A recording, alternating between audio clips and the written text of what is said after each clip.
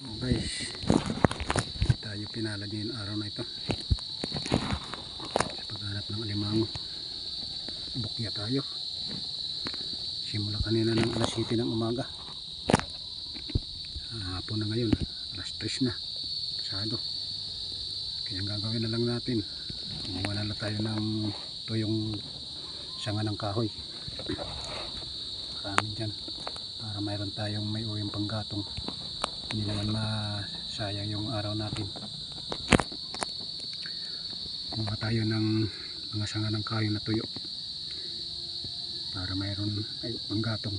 Yung iba naman kung kailangan maibenta, ibenta natin para mayroon tayong pangbili ng pambigas-bigas tsaka kape. Samahan niyo ako guys, kumuha tayo ng kahoy habang mayroon pang oras.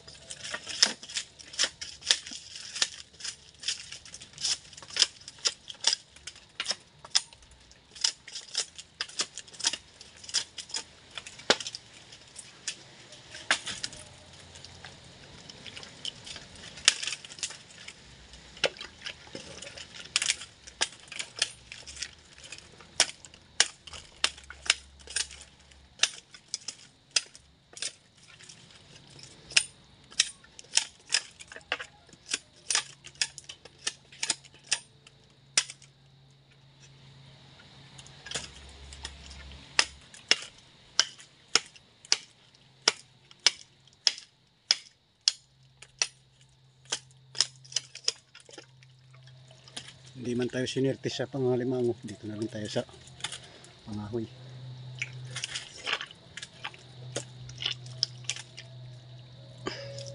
Para mayroon tayong buong panggatong.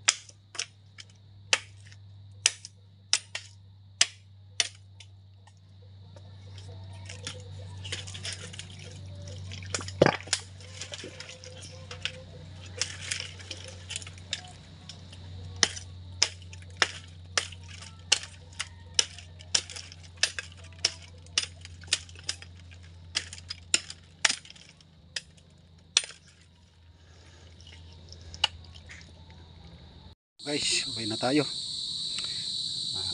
Nakapangahoy naman tayo. Nabigo tayo sa pangalimango. Sa pangahoy, nakaharap naman tayo ng mga sanga na tuyo. So, uwi na tayo. Hapon na. Tapos naman tayo mangahoy. Nabigo tayo sa pangalimango. Nabukya tayo. Kaya naghanap na lang tayo ng mga sanga na tuyo ng kahoy para mayroong panggatong. Guys, yung nakuha nating kahoy para panggatong. Kaya na tayo, kuha na, high tide na, palaki na ng palaki yung dagat, tsaka hapon na para na makapahinga. Alas 4 na ng hapon, malis tayo sa bahay alas 7 pala ng umaga.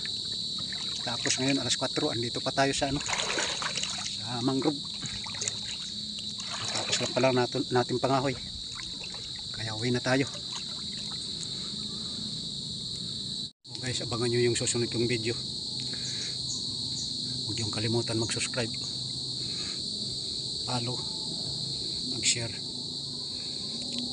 Siya ka pala guys, maraming salamat sa yung binibigay na suporta sa aking mga vlog. Walang sawa niyong pagsusuporta. Maraming salamat guys.